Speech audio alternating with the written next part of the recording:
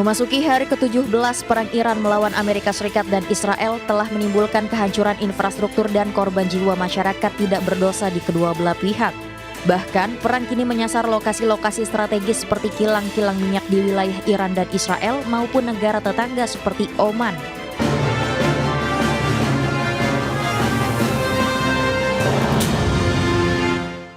Ya, pemirsa, industri besi dan baja nasional hingga kini masih mewaspadai dampak perang berkepanjangan yang terjadi di sejumlah wilayah secara global, di mana perang dikhawatirkan memicu lonjakan harga energi dan logistik internasional sehingga menekan daya saing produk besi dan baja domestik.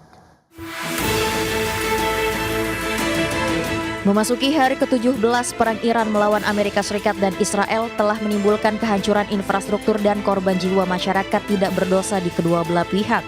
Bahkan, perang kini menyasar lokasi-lokasi strategis seperti kilang-kilang minyak di wilayah Iran dan Israel maupun negara tetangga seperti Oman. Kondisi ini pun dikhawatirkan akan semakin memanaskan harga minyak mentah di pasaran dunia. Apalagi militer Iran sudah memberikan ultimatum untuk tidak memberikan akses keluar masuk Selat Hormuz yang menjadi jalur pelayaran logistik energi dari wilayah Timur Tengah ke negara lain. Padahal Selat Hormuz adalah urat nadi energi global krusial yang menghubungkan Teluk Persia dengan Teluk Oman, di mana sekitar 20 hingga 30% perdagangan minyak dan liquefied natural gas atau LNG dunia melintas setiap harinya. Sementara data Badan Pusat Statistik mencatat, nilai ekspor besi dan baja di bulan Januari 2026 turun 0,13% dibandingkan tahun 2025 lalu.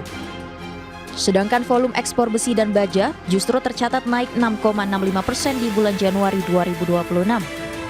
Berbagai sumber IDX Channel. Baik pemirsa, untuk membahas tema kita kali ini, strategi industri baja tangkal, lonjakan harga energi dan logistik, kita sudah tersambung melalui Zoom bersama dengan Bapak Hari Warga Negara, Eksekutif Director di Indonesian Iron and Steel Industry Association, kemudian sudah bergabung juga Mas Denny Yunifta, peneliti Indef. Langsung saja kita sapa ini. Halo Pak Hari, apa kabar? Baik, Mas Pras. Baik, terima kasih juga atas kabar juga. Kabar Sehat baik semua ya. Terima kasih atas waktu yang disempatkan Pak Hari, dan kemudian langsung saja kita sapa. Halo, Mas Denny, apa kabar? Baik, Mas Pras, sehat, alhamdulillah. Kabar baik juga, terima kasih atas waktu yang disempatkan. Sebelum membahas lebih jauh, langsung saja kita ke Pak Hari kembali terkait dengan update terkini. Bagaimana industri besi dan baja nasional untuk menyikapi kondisi perang yang terjadi begitu ya di kawasan Timur Tengah, karena sebelumnya kita tahu juga sudah ada perang berkepanjangan Rusia Ukraine, kemudian juga sempat terjadi insiden ataupun peristiwa begitu antara Amerika dengan Venezuela. Bagaimana Anda melihat kondisi saat ini? Baik, Mas Pras, terima kasih. Jadi memang kita ini di industri besi baja benar-benar spot jantungnya nggak kelar-kelar gitu ya. Oke. Jadi ekses global ya, ekses kapasitas global, produksi global, kemudian kita juga produsen dalam negeri, member-member kami harus bersaing dengan produk-produk yang datang dari luar negeri, terutama dari Cina yang boleh dibilang lebih efisien ya. Sekarang juga adalah dampak dari perang ya, mulai dari Ukraine, Rusia, kemudian sekarang Iran dengan Israel dan US ya. Nah, memang kalau dilihat tentu sektor energi yang akan kena pertama kali, kemudian logistik. Oke. Dan boleh dibilang dari anggota kita juga mewaspadai ya. Artinya ada yang bilang bisa sampai $200, kemudian ada yang bilang bahwa ini bisa panjang ya, jadi nggak cepat kelar gitu. Jadi artinya memang menyiapkan diri untuk menghadapi ini. Dan tentunya ini kalau terjadi ya cukup panjang, tentunya akan membuat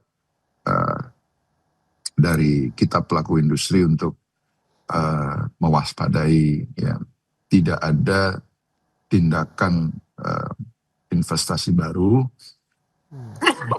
atau yang untuk ekspansi.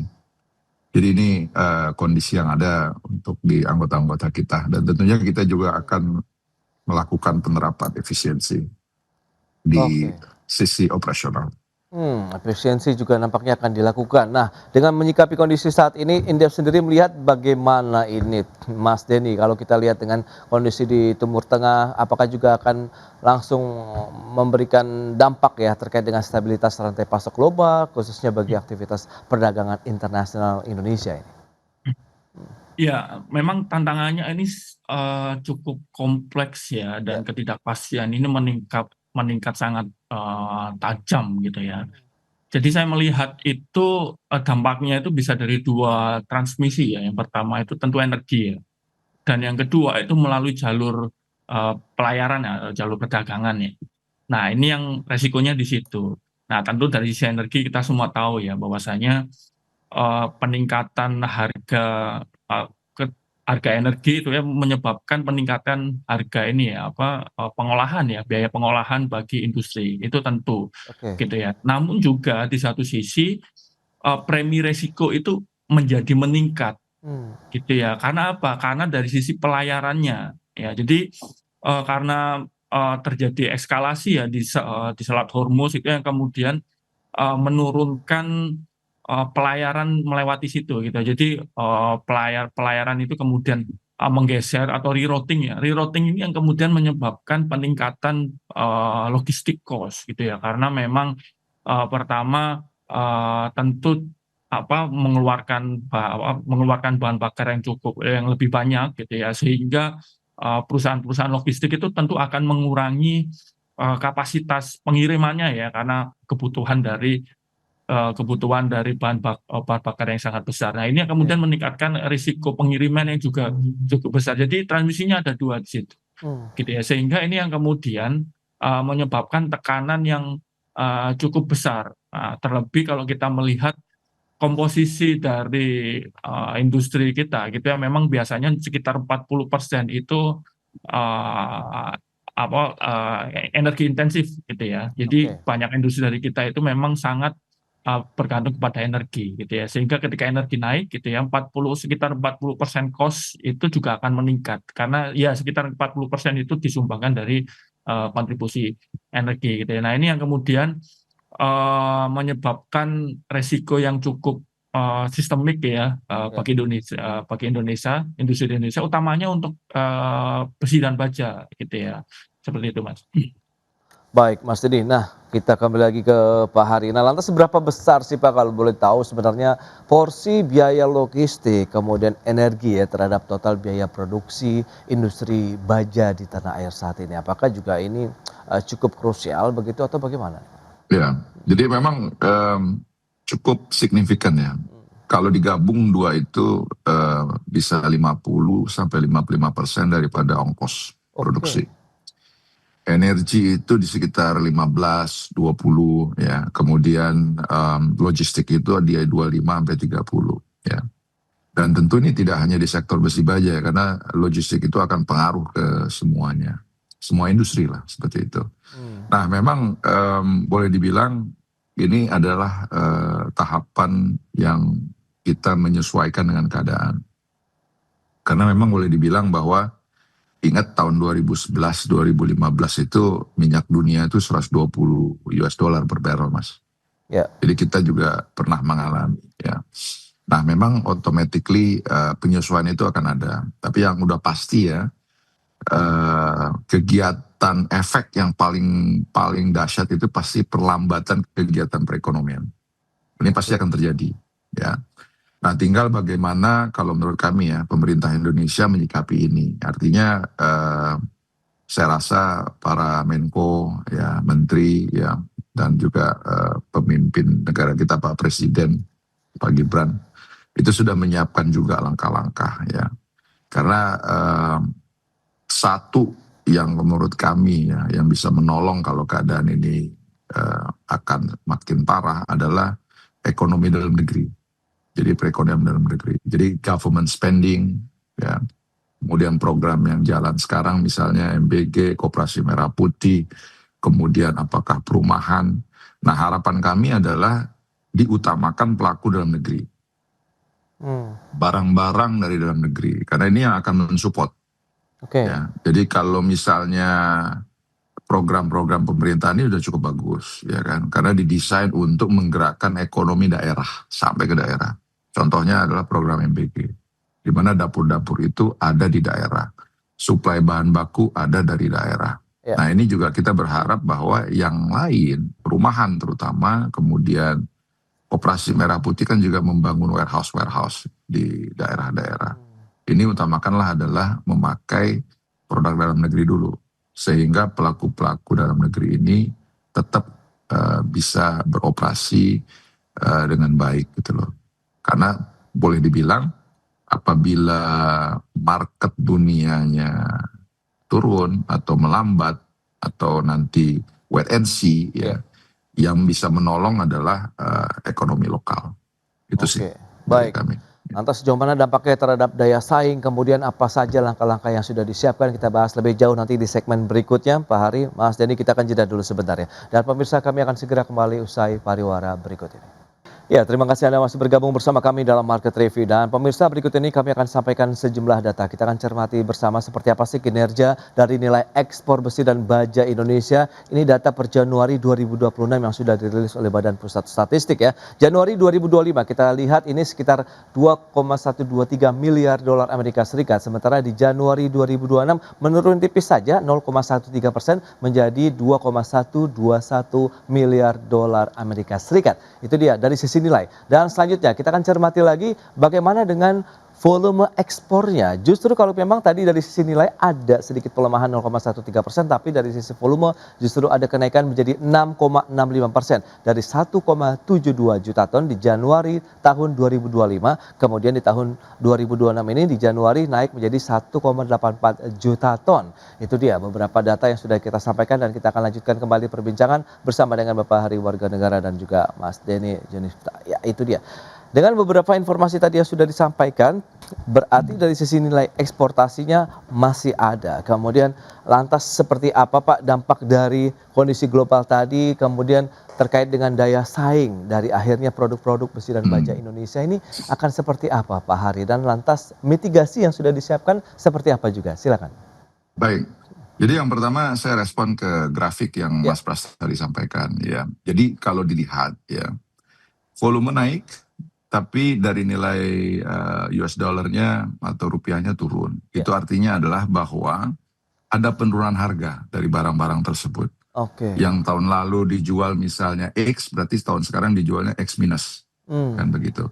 Nah ini disebabkan seperti yang saya sampaikan di depan bahwa terjadi overkapasitas. Besi baja ini dunia overnya itu sampai 600.000 ton. Jadi jadi daya produksi ya, kemudian dengan produksi dunia sama kebutuhan. Jadi ada ketimpangan. Nah itulah yang membuat para pelaku itu menurunkan harga.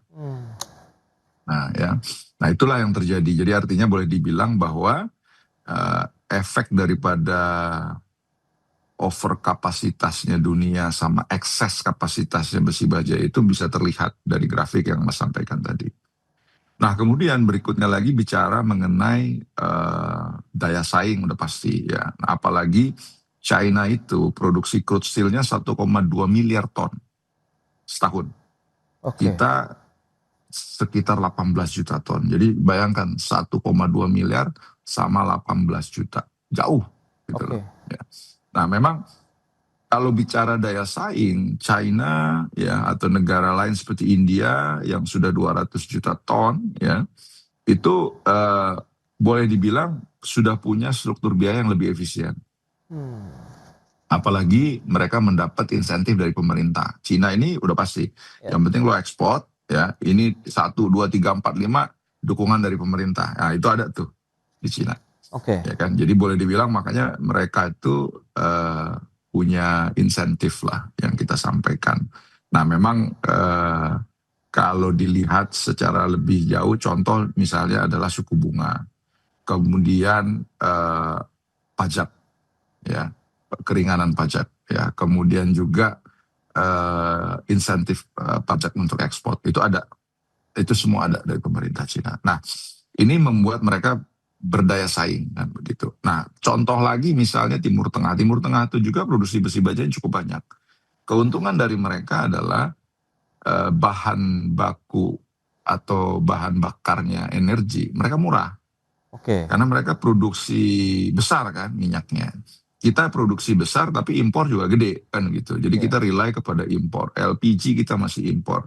LNG juga masih impor juga. Jadi boleh dibilang inilah yang akan impact ke kita. Nah, makanya pemerintah juga pasti mau tidak mau untuk masyarakat umum subsidinya pasti lebih gede lagi.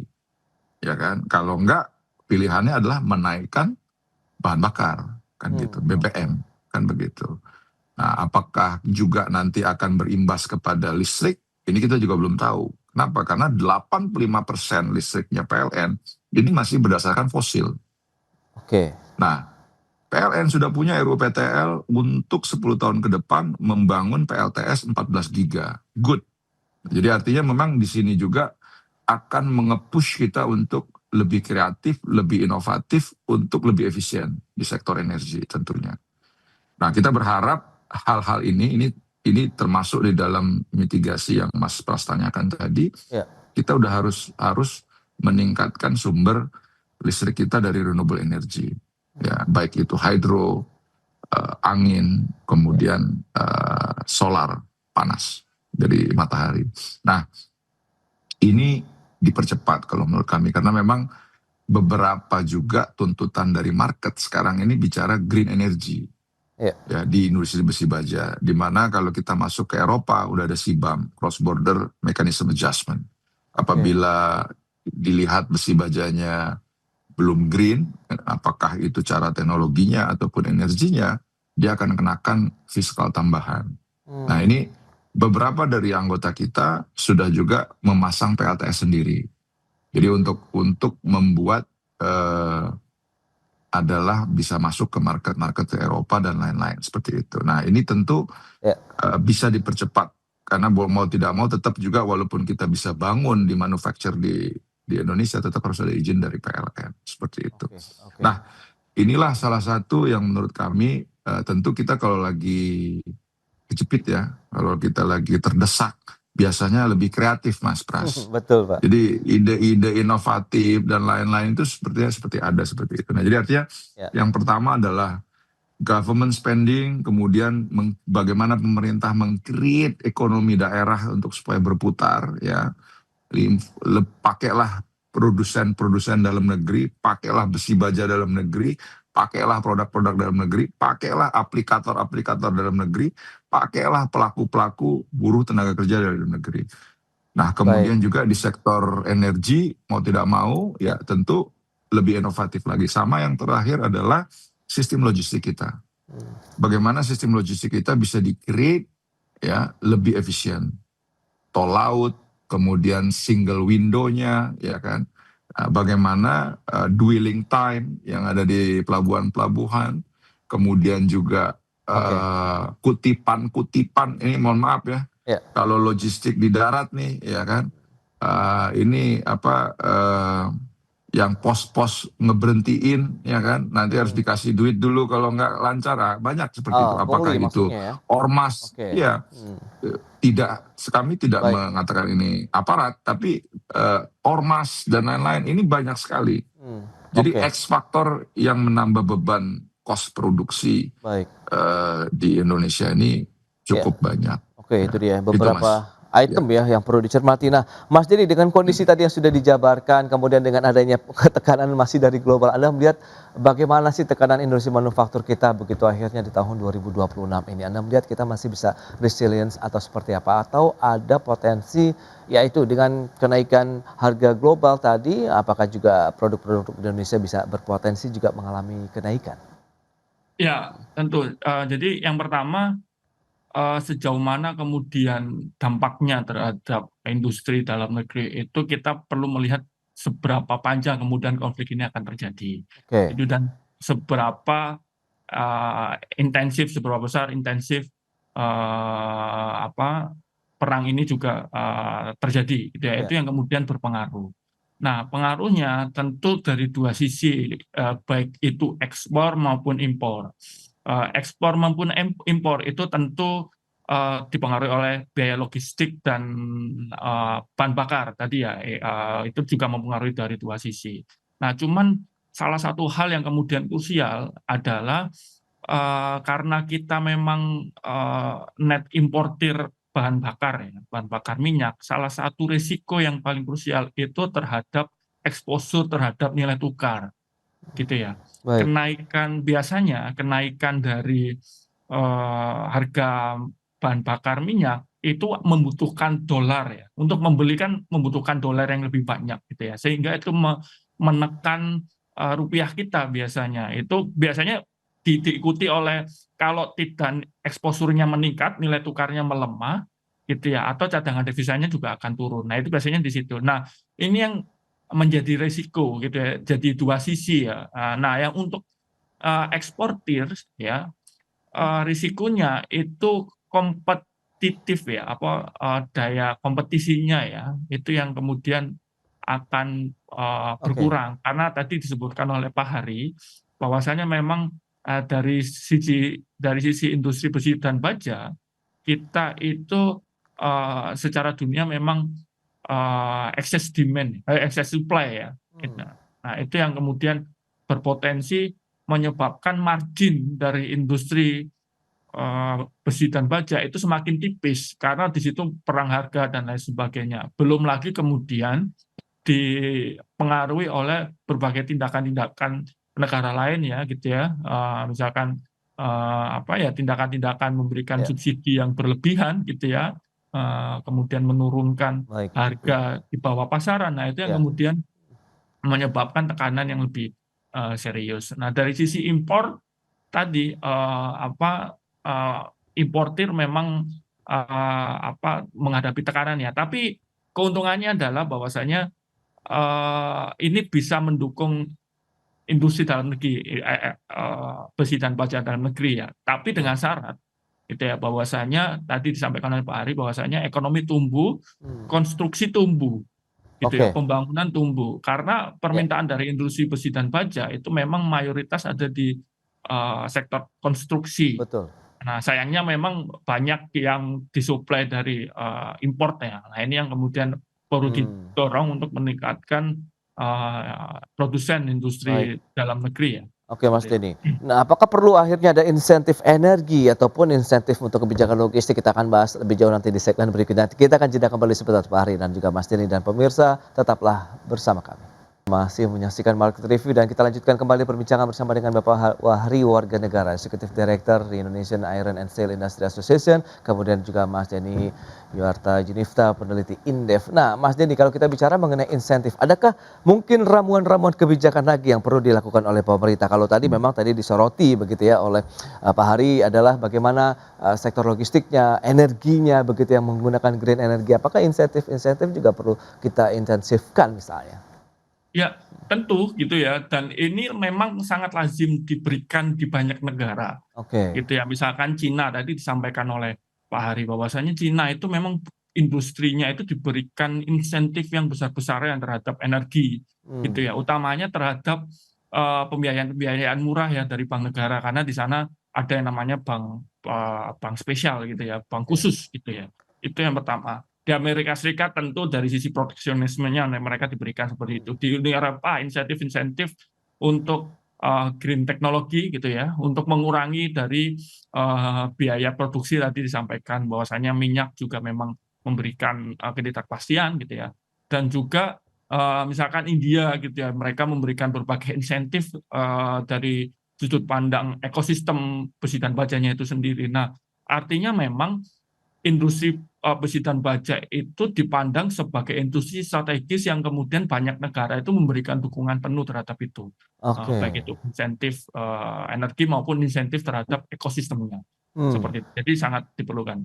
Ya, itu dia insentif. Nah, dari Pak Hari sendiri bagaimana Anda melihat ke depan begitu? Apa yang perlu dilakukan? Mother of Industry ini harus tetap kompetitif ya di tengah ketidakpastian tadi dari sisi logistik, kemudian dari sisi ekonomi globalnya juga ini. Oke, kalau saya pasar domestik, Mas Pras. Jadi pemerintah itu sudah cukup bagus dengan program-program unggulannya. Oke. Ada BGN dengan dapur MBG-nya, kemudian ada Koperasi Merah Putih, ya, Kementerian Koperasi. Kemudian ada juga perumahan, ya, apalagi perumahan gitu ya. Karena perumahan ini involving banyak sekali, Oke. semen, besi baja, tenaga kerja. Nah, tinggal bagaimana program-program unggulan itu tidak menyampingkan juga pembangunan infrastruktur. Ya, kami memahami bahwa 2024 ke 2025 itu cukup jauh penurunan APBN budget untuk infrastruktur. Ya.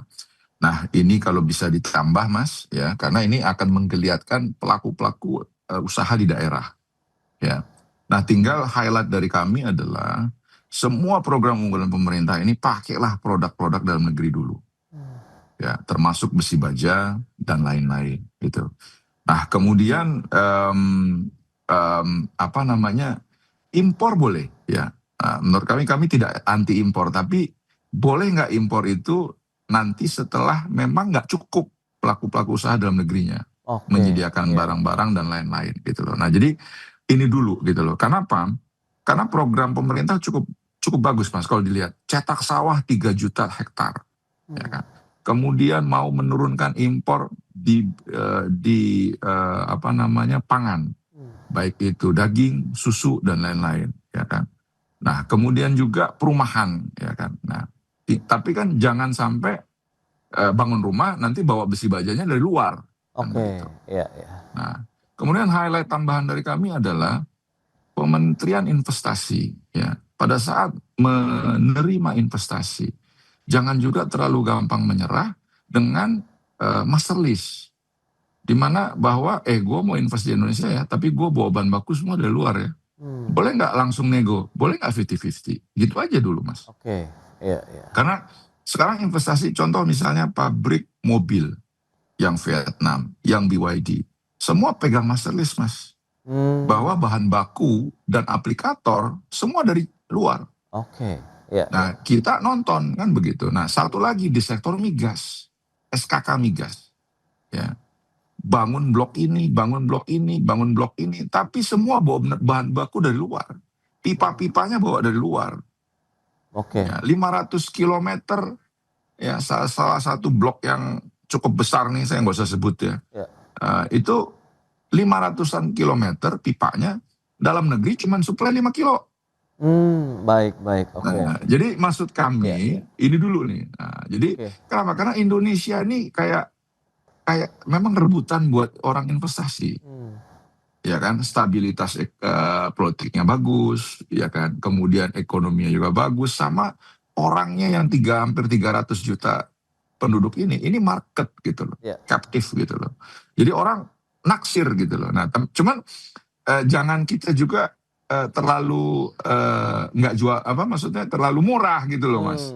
Ya kan, jual mahal dikit lah gitu kan. Gitu. Sehingga tapi ujungnya adalah mensupport pelaku usaha dalam negeri, kan seperti itu. Itu Mas dari kami. Intinya memang bagaimana fokus terhadap perhatian di pasar dalam negeri, tetap membentengi ya dari produk-produk lokal kita, begitu dari sentuhan produk asing, terutama melalui kebijakan-kebijakan tadi, insentif yang diberikan untuk bisa memacu lagi produktivitas, marketnya terjaga, dan mungkin impor disesuaikan dengan kebutuhan yang ada di Indonesia. Kalau tadi disampaikan, kalau memang produksi kita tidak memenuhi, barulah bisa kita buka keran impornya. Baik, Pak Hari. Kemudian Mas Denny, terima kasih banyak atas informasi, update dan juga insight yang sudah diberikan kepada pemirsa pada hari ini. Selamat melanjutkan aktivitas kembali. Salam sehat, sampai berjumpa kembali Pak Hari. Terima kasih Mas Denny. Salam sehat semuanya.